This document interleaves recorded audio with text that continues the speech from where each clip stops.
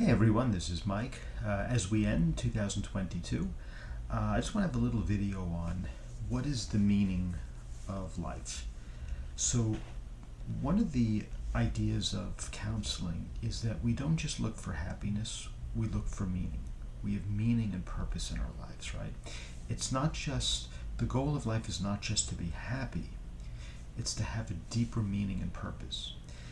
And in the counseling that I work on, I've mentioned before, we have a baseline of happiness and certain thoughts, the negative self-talk, the cognitive distortions, the self-defeating beliefs, the pessimistic thinking, that brings us below the baseline.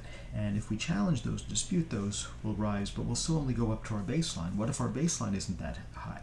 That's when we bring in a previous video, I mentioned the needs that we have: love and belonging, power, freedom, as well as utilizing and operationalizing our character strengths, our values, our beliefs. And then the other part of that, of raising the happiness level and the optimism and resilience, is the need for meaning and purpose in life. And that sometimes gets added as a tag on, just, oh yeah, meaning and purpose, yeah. But I think that is truly essential to a happy life.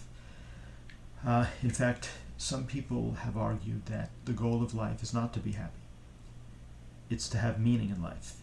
And it's that meaning that will give us fulfillment and satisfaction and therefore happiness. At a more philosophical level, what is the meaning of life? Well, there's two things. There's the purpose of life and then the meaning of life. The purpose of life is life. Literally. The goal of life literally is to perpetuate itself. That's it, right? To survive and then to spread its genes. That's literally the purpose of life, because without life we have a dead world, right? Nothing matters. So that's one thing. The purpose of life is the continuation of life. But the meaning of life, that's something that we as individuals have to do. So, what is a meaning that we can give our lives?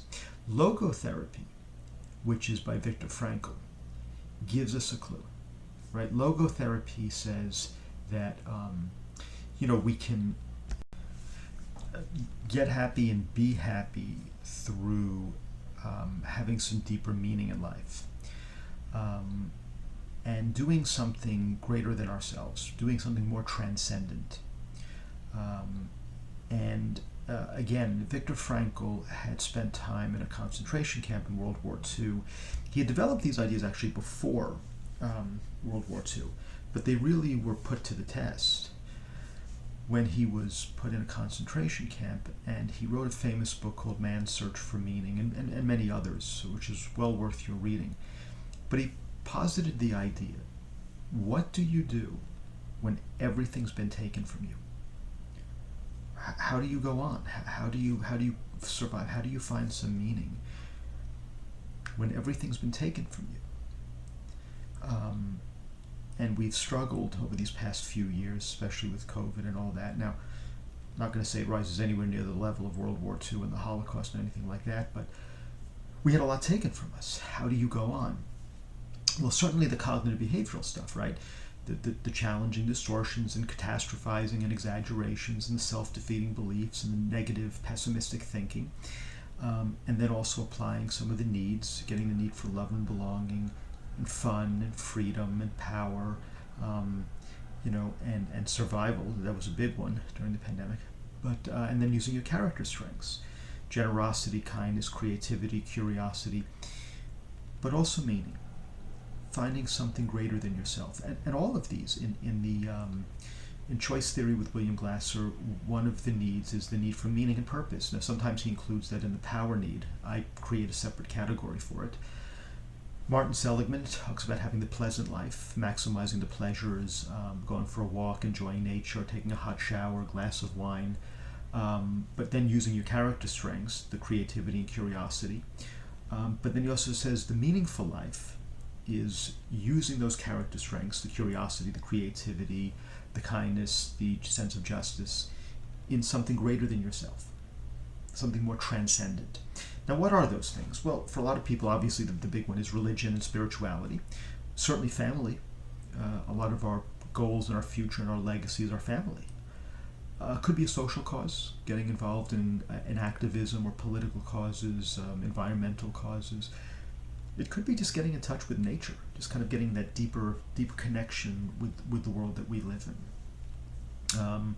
So there's many ways that we can do that, but I think that's a missing piece. I think one of the reasons why people get depressed, especially the midlife crisis, or the empty nest syndrome, or maybe when people are close to dying and they look back over their life and they get really depressed. I think it's because that deep need for meaning, Viktor Frankl called it the will to meaning. Will meaning the drive.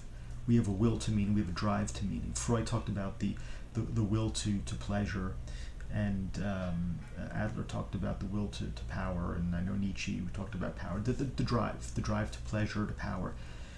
Viktor Frankl talked about the will to meaning, the drive to meaning. Some people don't think they need a meaning.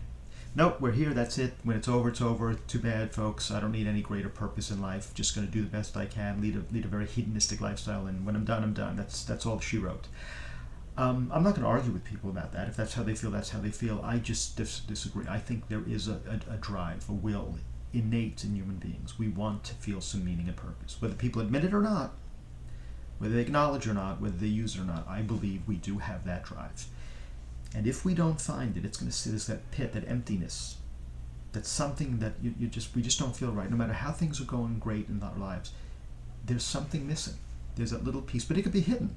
You're busy building a life. You know that old saying, life happens when you're busy making other plans, right? You're getting a job, you're going to school, you get married, maybe you have a family, buy a house, have kids, build your career. You're busy, and you don't notice that emptiness. There's something missing. There's a missing piece, but it's there and it grows. And then one day the kids leave the house. You've met all your major goals. You retire. Maybe you get sick or you get hurt, and that slows you down. And now you have time to think. My belief is that's when we notice the missing piece. And what's important about this is, even if you've done CBT, right? Even if you've done a lot of work, even if you've done other therapy, psychoanalysis, Gestalt therapy, just regular talk, supportive, insight therapy, whatever it is, emotionally focused therapy, doesn't matter. If that meaning piece isn't met somehow, you're going to feel something missing. I don't think it can be avoided. And you want to fill that. The earlier the better, but it's never too late, right? Nietzsche said if we have a why, we can bear anyhow. If we have a why for why we're here, for what we're doing, we can bear anyhow. Think of people that have been in terrible situations. You had that famous scientist, Stephen Hawking, who was confined to a wheelchair. But every day, he contributed to this world. He contributed to knowledge. He had a meaning in his life.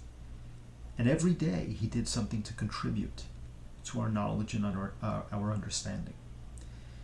He had a why. And that made the how that he had to live with bearable. He had a purpose in life. He felt like he was contributing to the world every day. And he was. That's what makes the difference. So I just wanted to share this with you on the eve of a new year. I wish you and yours the best. I hope this 2023 is the best yet. If you've had a tough year, I hope this is a much, much better year for all of us. If you've had a decent year, let's keep it going.